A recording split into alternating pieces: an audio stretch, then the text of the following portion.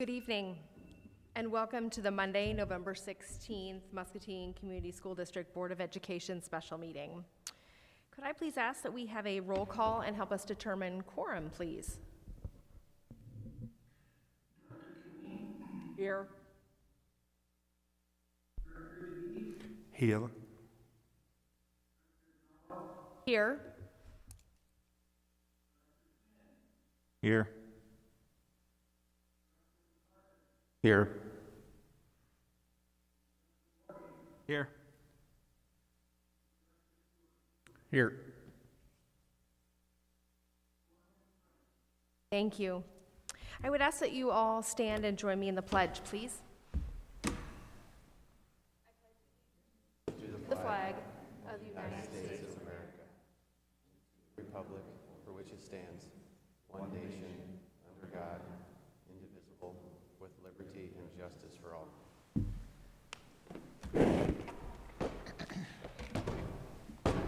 I'd like to welcome all of our visitors and our media representatives this evening. Our one purpose for meeting this evening and our one agenda item is to request for district-wide virtual waiver to the Iowa Department of Education and a discussion for the board. Clint, I will pass it to you. I think you have all the details for us. Thank you very much, and thank you for being here tonight. A lot can change in a week. As we were gathered last week, as we talked last week, we were looking at the high school and had made some decisions there. So I want to kind of take you back and provide a little context to our conversation tonight. So as we looked at, we've been watching these numbers, all of us have, since the beginning of the year. And again, I just want to commend our staff. They've done a great job of wearing masks, enforcing that social distancing, and hand washing. Our staff, our nursing staff, our custodial staff, our drivers, everyone, food service, they've really come together to get us to where we're at today. And I think if you'll recall, at the beginning of the year, as we looked at the framework and how we were going to make decisions about the model we'd be using, I said the bar is really high in order to change the model. And if we get to those levels, we're going to be having a different conversation. And we're having that different conversation. Obviously, you've all have seen that. Again, we continue to get information from the county, from the state, from our healthcare system here in the community and across the state of Iowa that's stretched to the max as well. So the issue we've really been having, because again, our staff, our students have done a great job. We've had students positive, we have had staff positive, but because of the work they've done within our buildings to create that safe space, that spread is happening in the community. And so really, we talked about this last week, the kind of that driving factor is our staffing levels, which is why last week as we looked at the high school, and 25% of our staff, both our classroom staff and our non-instructional support staff, was out. And it becomes very difficult to run a program effectively that way. And that includes at the high school, we've set up some larger kind of study hall type spaces where if you don't need to get a sub in your classroom, so you're not giving a test or it's not a PE or a special education class, you don't necessarily have to get a sub. You can assign students in Google Classroom the work and they can report to this area and work through that.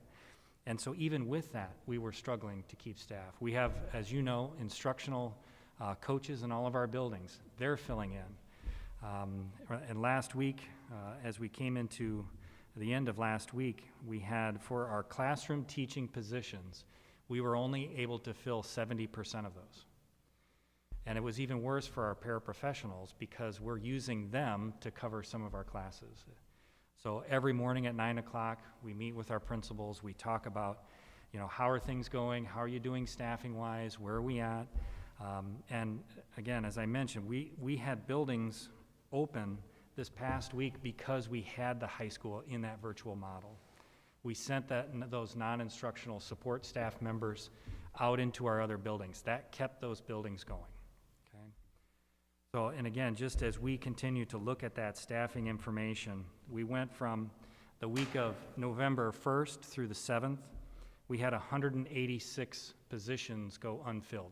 That's classroom teaching positions, paraprofessional positions, and those are the ones we've determined we need to fill.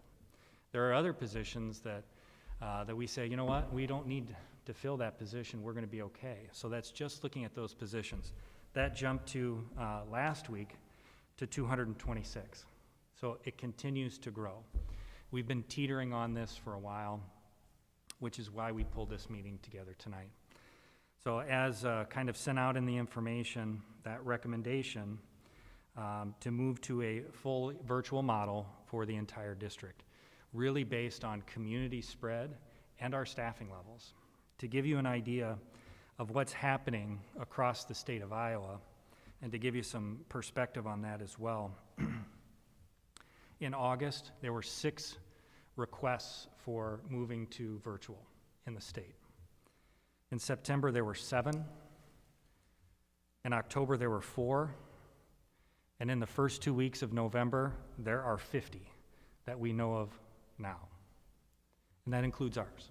That number's going to go higher. So again, we're all seeing this, we're all feeling this, we're feeling it in the community, and we're feeling it in our buildings. So it really is about getting a reset, this starting, so what the proposed recommendation would be to start the virtual on Thursday and Friday of this week. Wednesday we'll use as a professional development or planning day. And we gave that to the high school on Friday. And that's really necessary, especially as we're looking at, this could be an even longer period until, we kind of get things back under control. And so it's important to give staff time. And you recall in the surveys, as we've had staff come and present, as we've presented that survey data, that's been the message loud and clear. We need time. This is a lot. And so we want to provide that time. And really the focus of that time, and as you have questions, we can answer as we kind of get through some of this, and Joelle can jump in on this too. It's really just focused for them to plan and collaborate, okay? And so that'll start Wednesday. We'll move into that virtual. As we mentioned, right now, that waiver would have us end and return on November 30th, that Monday. And again, to look at that, so really what we're requesting from the state, and we can request up to 10 school days, not calendar days, school days, 10 consecutive. So what we're requesting is actually 4 days. It's Thursday and Friday of this week, Monday and Tuesday of next week, because Wednesday, Thursday, Friday is our already scheduled Thanksgiving holiday break, okay? So those are only 4 days. We could request up to 10. If you went to 9, if we ended up going to 9, that would get us through the end of the following week after Thanksgiving, and students would return on December 7th, okay? Again, if that were to happen, that would give us 2 weeks of school until winter break, which would be another 2-week break, okay? So we have some options to discuss there. One of the things that I think is important to talk about is what's going to happen with, so we know what our principals are going to be doing, we know what our secretaries and administrative assistants are going to be doing. It's what are we going to do with our support staff? So one of the things we've talked about with principals and spent some time on this week is we want to keep everyone working as much and as long as we can. So one of the things that we're doing is looking at different ways to utilize staff.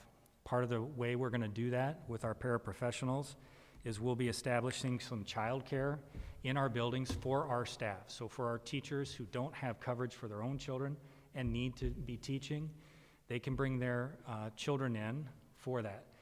Those kids are going to be working on their own classroom work, so on. So we've been working through what that could look like. But it also helps keep our staff working. And so we've done that in all of our areas as we look at our drivers, as we look at food service, and all the things we need to do.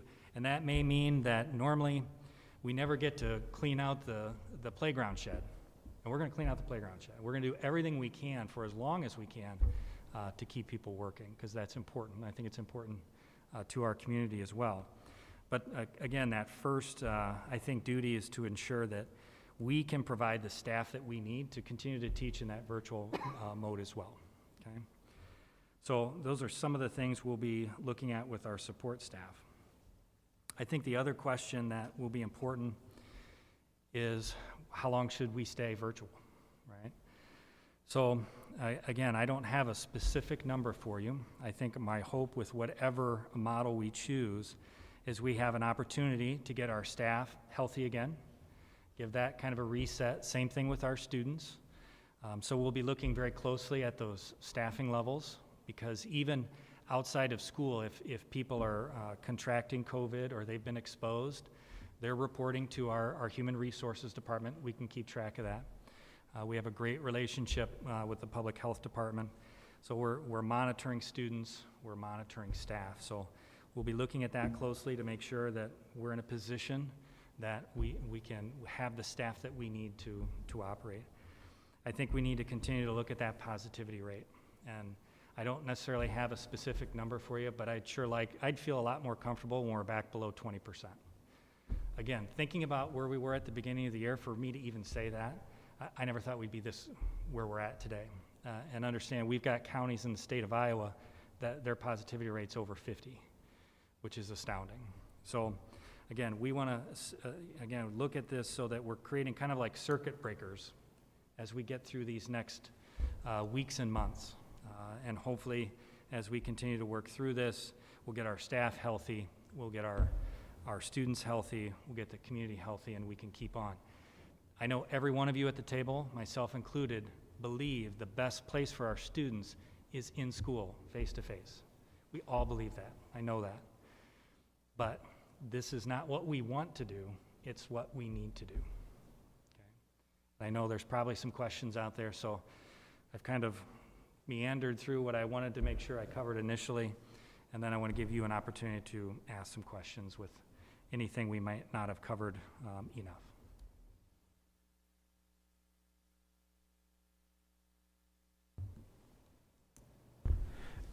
Clint, I'm curious, has there been discussion, since we're talking about the elementary school, the younger kids specifically, has there been any conversation about maybe keeping, because our grade schools go from K6, keeping K3 possible in school, just those youngest of young to face-to-face? Is from a staffing perspective, is that even possible?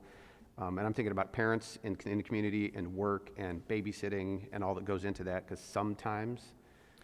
So I think the hard part of that is we've seen the impact in our kindergarten, first and second grade as much as we've seen it in any other grade. Okay. Some of the times where we've had classes that need to be quarantined, it's been at that primary grades because they're the ones who struggle the most sometimes with masks. And so we've had some issues there. So really, as we look at where our staffing needs are and where some of our absent rates are, they're really across the board. But I totally get that as well. And that's part of the reason I should say too, we're really not talking about at the elementary level doing a hybrid model, because that's even more challenging when you're trying to find care every other day or however that system works. So, kind of from that elementary perspective, it's either we're going to be fully virtual for a period of time or we're going to be face-to-face. Thank you. Clint, have we talked with the other daycare facilities around the city so that they may be able to absorb some of those kids that are the parents? Sure. We have, and Joelle, I'll let you talk a little bit about that as well. We have been actually working with daycare centers. Kim Warren, she has kind of been the instrumental in keeping touch with each daycare, making sure that they have all of the items that they would need. And then we've also just recently been in touch with them again, just kind of checking in. I have the Salvation Army, the Y, just several different ones have been in communication, and we are working with them, yes.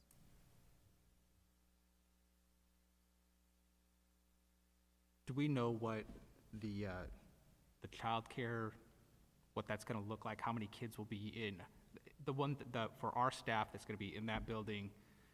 Their kids. What is it going to be by grade level? Is it going to be by family? Do we kind of have an idea what that's going to look like? Yeah, so we've had some of those conversations already. So they've been reaching out, principals to their staff to say, you know, if this was available, what would you need? What would those grade levels look like? Joelle has worked with some of our administrative team to come up with some guidelines. So, you know, in those early grades, kind of the staff person to the number of student ratio, kind of getting that established, working through some guidelines of what students should be doing through the day and how to structure that. So those are all things that are being discussed and prepared for that. One of the things I would caution is I would probably lean towards the grade level side of it, just because having a virtual teacher in my house and having her have families in there, you really the kids need to be separated almost to the, and we want them to kind of have their own isolated space. So if they were all doing the same thing, that's one thing, but it's tough even in the houses thinking from a parent standpoint, you know, it's tough to tell two kids to be here and they're overhearing each other and conflicting with each other. So. We've been working, Mike, on structuring that, and so we have kids grouped by like K1, and then, of course, depending on the amount of staff children, we can provide more support through our paras, and we're looking at like grouping K1 and then 2, 3, and then so on. But again, that depends on the numbers. And then we've been working on putting in some structured time for them to be able to play as well and have some breaks. And then we're also setting up lunch and breakfast as well. So. Along with that, Joelle, another thing that would be helpful from a parent standpoint again is if you have multiple kids that are doing this, if you have multiple kids in the elementary building, having a common lunch time for them. So I know that that's probably a little bit more difficult, but it might be one of the things to consider instead of having, you know, 5th grade go at one time and 3rd grade and 2nd grade, if they all have the same lunch time, that way the parent can make lunch for one. I just know that that's another difficulty that I heard. The other thing too, just to mention, I know we've talked with the high school about maybe allowing staff to the high school staff to take their kids to a corresponding elementary building. I think there was some concern at the high school that whether their toilets would be the right height and that kind of things. And so with our elementaries already be, kind of established and set up for that, we're working through that as well to make sure that they have the right spaces that they need as well, but they have coverage.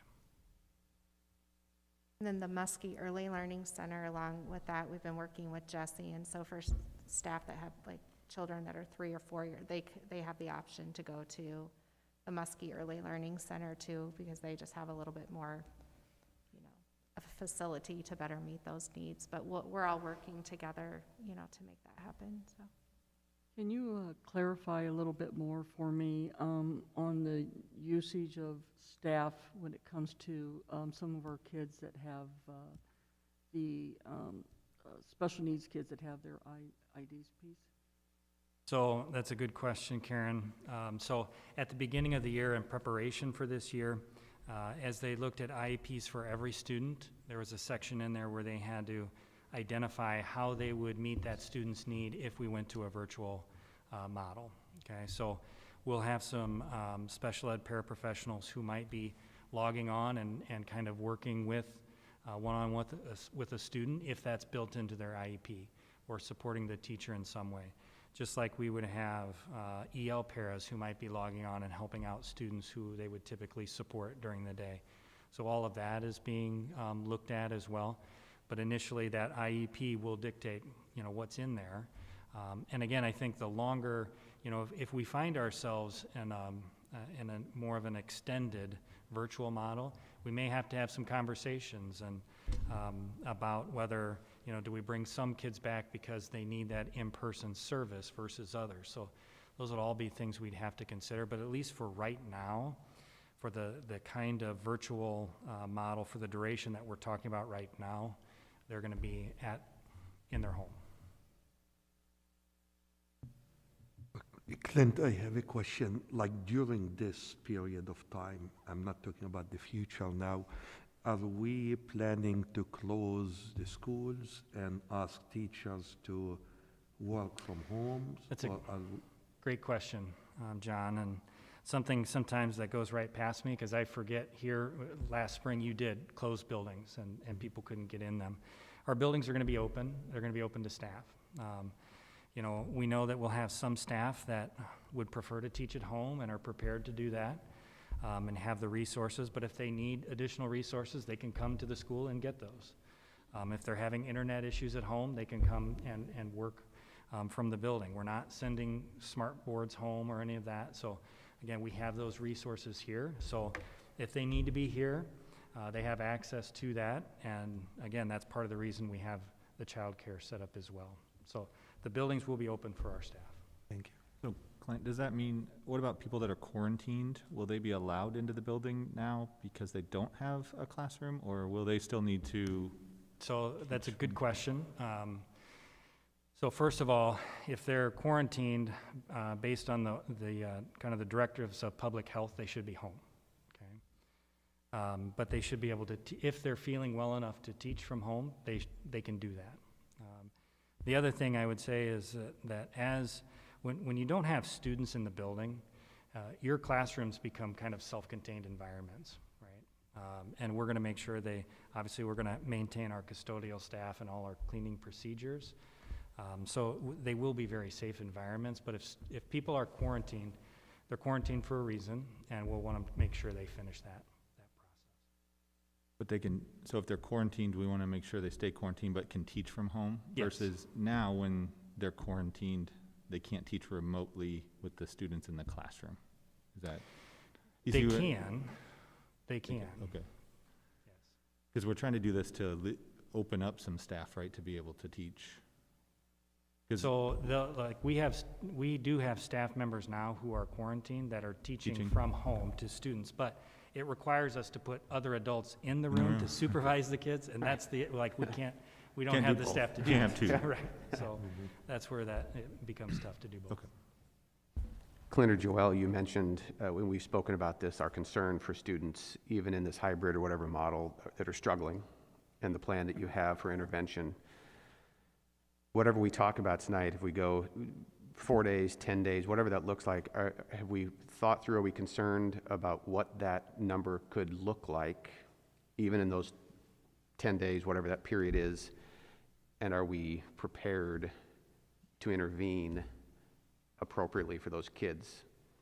That's another great question. I'll let Joelle talk a little bit about that, but that's also part of the ways that we're thinking about utilizing some of that non-instructional staff. We're going to use some of them to do more direct family communication and connection. If we have kids that aren't checking in, they're not attending online the way they need to, we can do more home visits and do them quicker because we can dedicate staff to do that more immediately. We have staff that can be working with small groups or individual students for like tutoring and those kind of things, so that we can provide them as much support as possible during this time as well. Joelle, I don't know if you... No, I think you did a great job of answering that.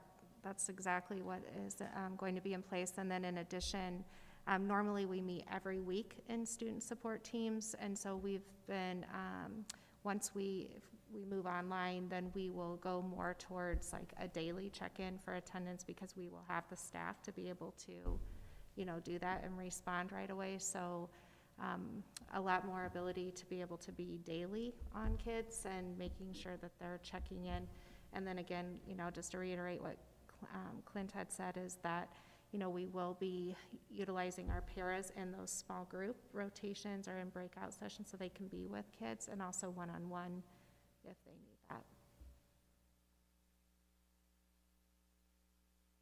We said that we're looking for, to alleviate if some of our staff would need daycare for their own students. So if they don't have any family in town, if they don't have access to anything, right, it's difficult for them to be able to teach and have their own children home. So I know, and it sounds like we're still fleshing that out a little bit, but that really becomes daycare in the building versus those students being able to go to school per se, right? So Correct. it's, yes, they would still be in a physical building somewhere, but they're not receiving one-on-one instruction. They would be receiving the same virtual instruction that all students would receive. It just happens to still be in a school building. Is that That's a correct. correct statement? And the other thing we've talked about, it's also not just bring your kids and turn them loose, right? It's not going to be 8 hours of playing basketball in the gym. It is going to be a structured environment, and there's an expectation with that, because we also need to make sure that as teachers are in their rooms, that they can focus on the students they need to focus on and on that instruction. My next question, Clint, is I remember when we decided to get the high school virtual or online, we had some sort of a schedule, daily schedule for them. Yep. Do we have anything now for the Yes, middle and school? Joelle has been working with principals, and so Joelle, I'll let you go ahead. Yeah, so each building will be following their building schedule, and so they have set that up with all of their teachers and the Google Meets for all of their students.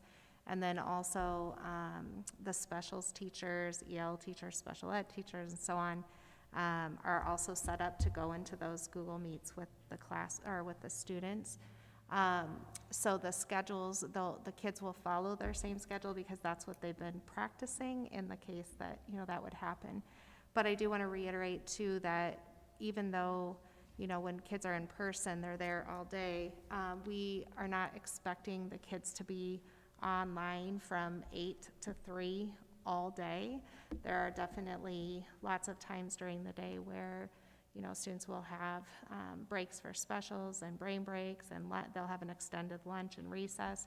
Teachers also will not necessarily be teaching they'll maybe bring their kids together for math, give instruction for a little bit, and then students will have time to work independently or off-screen so that they don't have to be on the whole time.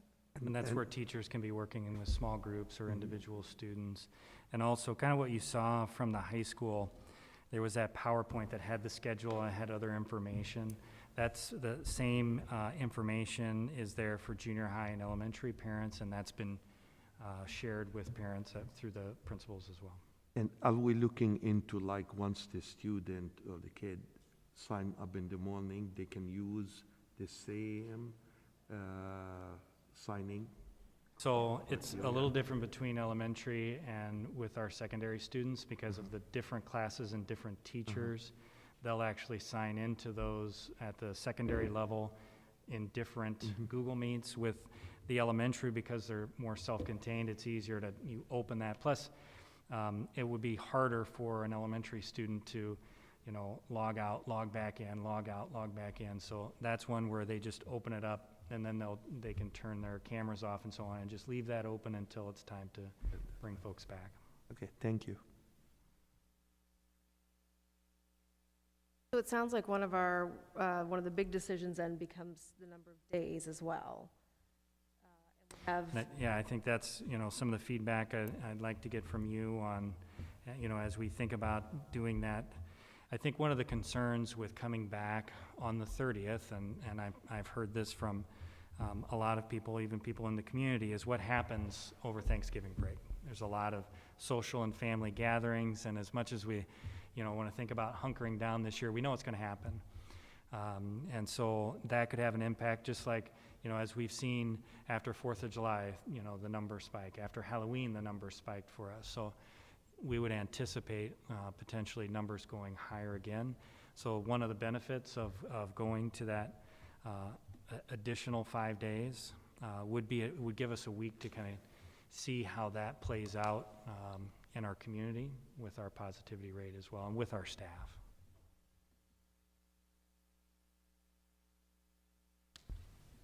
Me not bringing, extending that out and utilizing closer to that 10-day, 9 days of, I'm looking at the calendar and thinking about the holidays in there as well, so that feels a little bit longer, but the actual 9 or 10 days of school feels a little bit safer. I would echo the comments that you started with, that instruction person to person, face to face for our students there's no replacement for that. But I am very concerned about where we are as a community, and I'm very concerned about just the brief comments it sounds like the governor made that our healthcare system is in serious need of help, and that help becomes the things that we can do. And while I know it's not easy to keep students home, I know it's not easy for parents to do that, it feels like it's one of the best things we can do right now to give a little bit of control is not the right word, but to help aid the situation versus making it worse. My hope would be if we did that, that we still can get in that a couple of weeks of education in December, but that's going to be a little bit of a wait and see as well. So I certainly would be okay with extending that out again. I don't know if that's a 9-day or a 10-day window, but returning back on December 7th. And I would thank Joelle and whomever else has done the work in the community. I've seen some great social media about a lot of daycare providers coming together to rally around the community to help parents with what do I do with my student. And I've seen, you know, bring your iPad, bring your Chromebook, and we'll work with those students. And again, it's not what any of us would want, but it is, I believe it's where we are today. And if we can help our staff who doesn't have another option to get them also in front of some daycare that gets their, you know, their children are also safe, then I think we need to do that as well. So that's my 2 cents. And I want to, as a matter of fact, piggyback on what you said. I think as a district, being proactive is very important, and that's what we see really from you, the administration, are always thinking 10 steps ahead of where we are at right now. That's a great thing because the safety and security of our students, the teachers, the staff, and everybody at the school district, also at the community, are very important for us. So to me, I think it's logical to say, let's also slow down, especially after the holiday, and see how things are working for us as a community. So I'm definitely in favor of moving till December 7th with that too.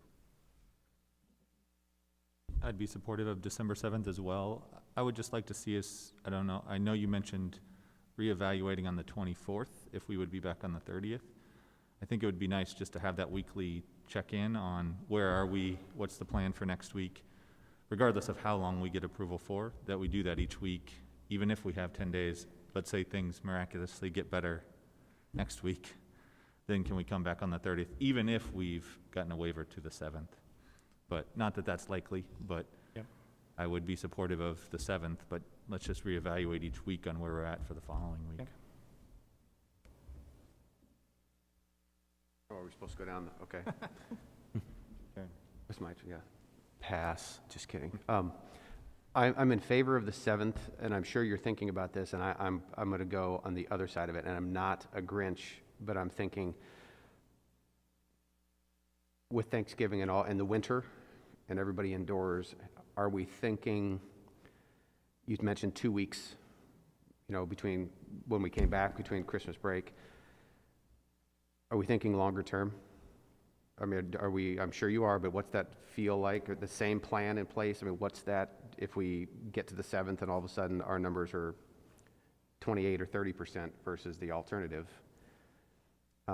That means our kids are not in school face-to-face. And again, there are a lot of kids who need the face-to-face. Right now I'm really focusing on the younger kids. That's a long darn time to be out of school. I know you're working hard at it. That's my biggest concern. I think it's all of ours. Is that, so do we have a plan A1 if that were to extend and everything still continues to roll as it is?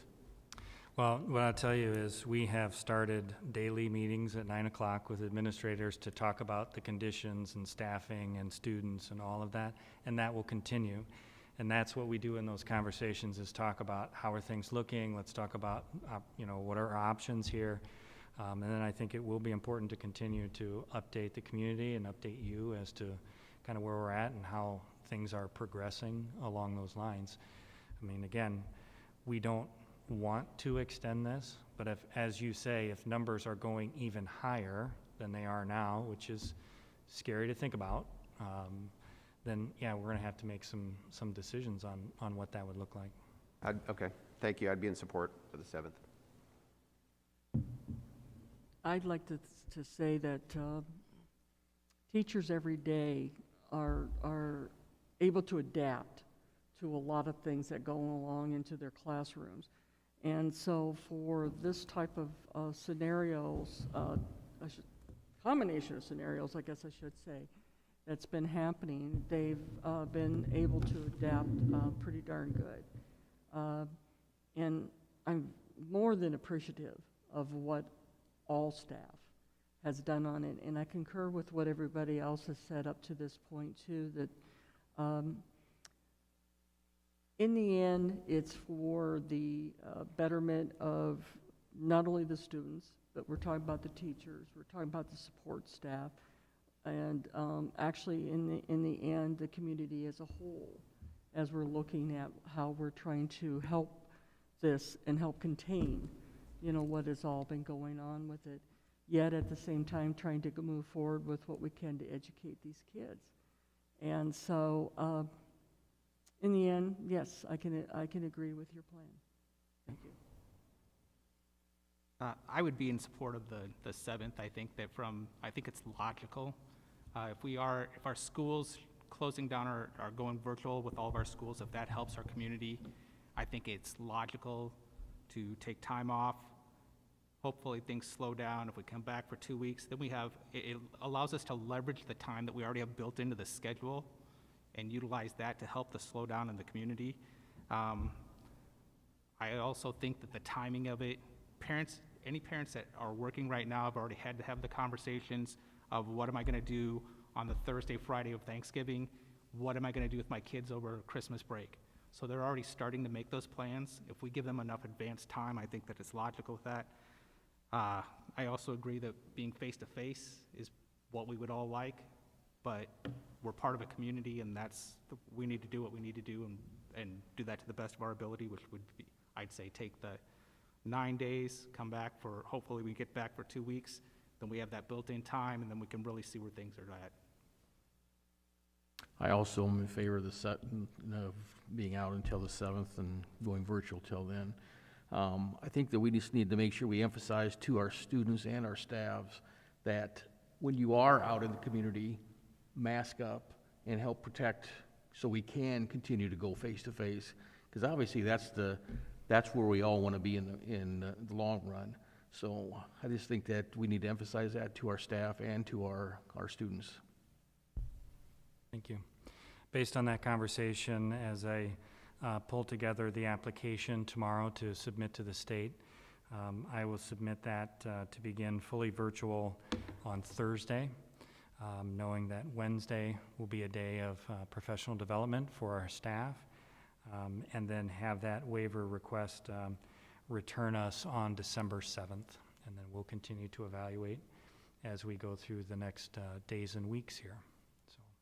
Will our high school students have class though on Wednesday? Or is that professional development for the entire staff? So or is so the high school had their day on Friday, so they've kind of gone through that planning. They'll continue their normal schedule that they've established for virtual with their students, and then it'll be the junior high and elementary that will move into that professional development and then fully virtual. Good question.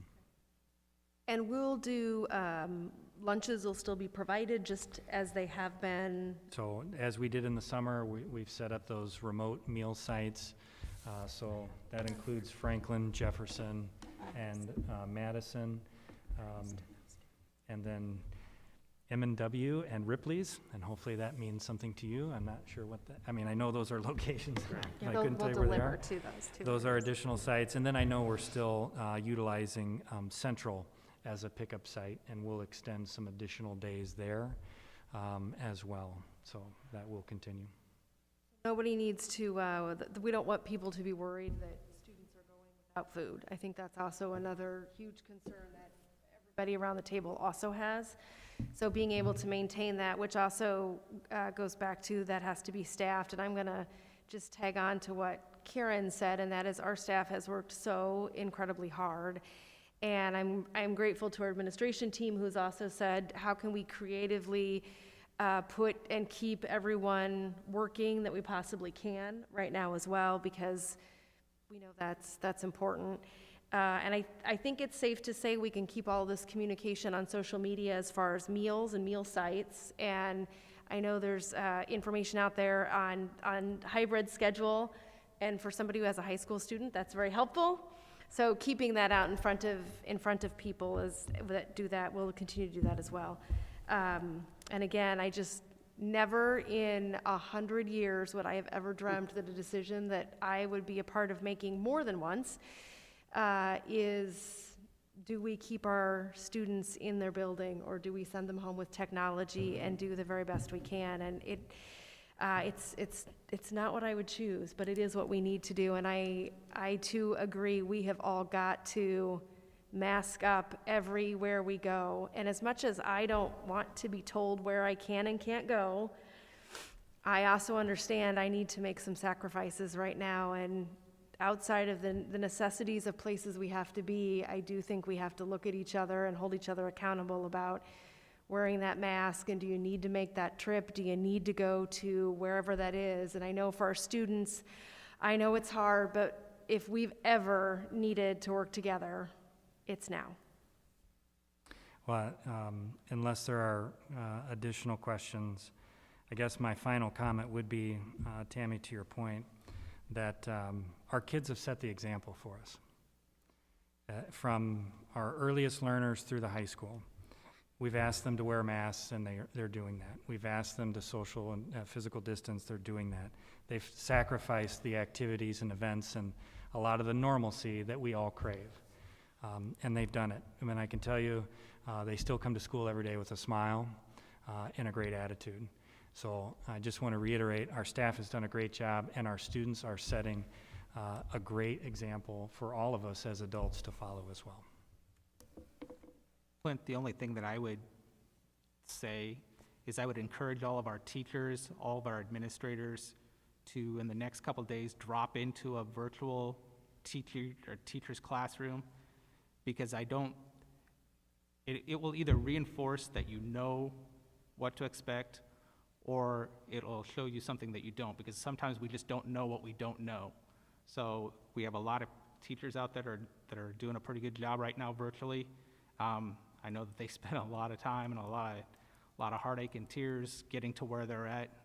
So if they can alleviate that with some of their peers, I know that they're open to that, and I would encourage our teachers, like I said, in the next 2 days, or administrators in the next 2 days, to just drop into the classrooms.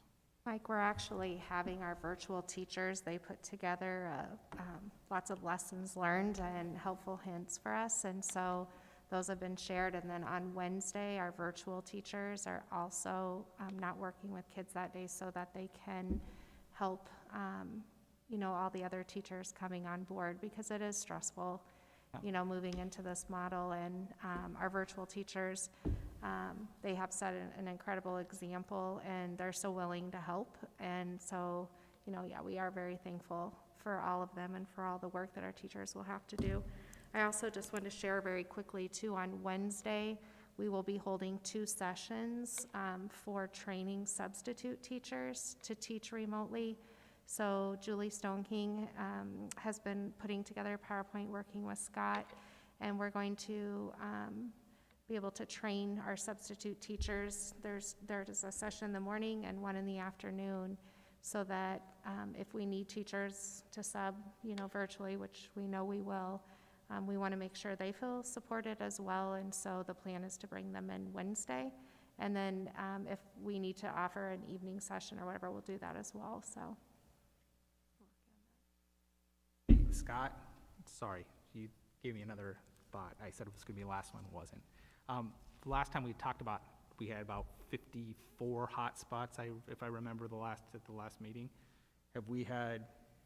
Are there still available for families that still need those, now knowing this?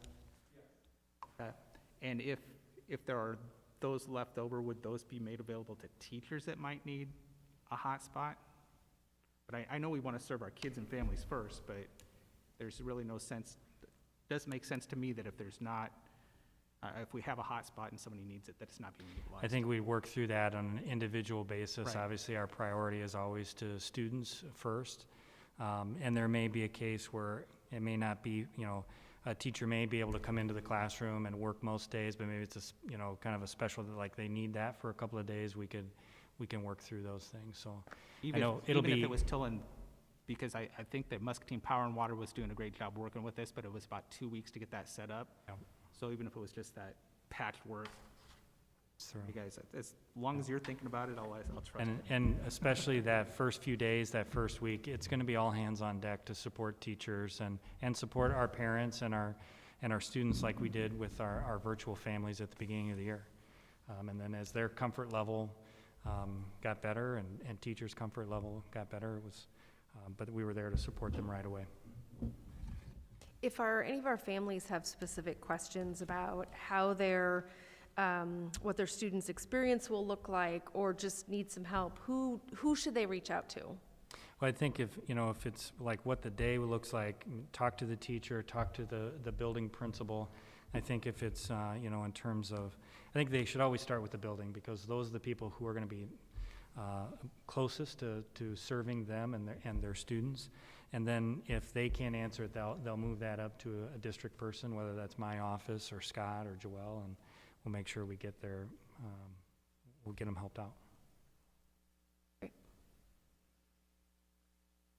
anybody have anything else? As if those aren't enough decisions for tonight. All right, and anything else on updates or discussion that you need from the board? Mask up, social distance, wash your hands, get your flu shot. I look forward to a time when I don't feel the need to repeat that and sound like a broken record, but that is my request to all of you, and to find a way to enjoy the holiday safely, but most likely from a distance from those that you love. So with that, I would entertain a motion to adjourn. I'll make the motion to adjourn. And is there a second? I'll second. It's been moved and seconded that we adjourn. All those in favor, please signify by saying aye. Aye. And opposed? Motion carries. Thank you.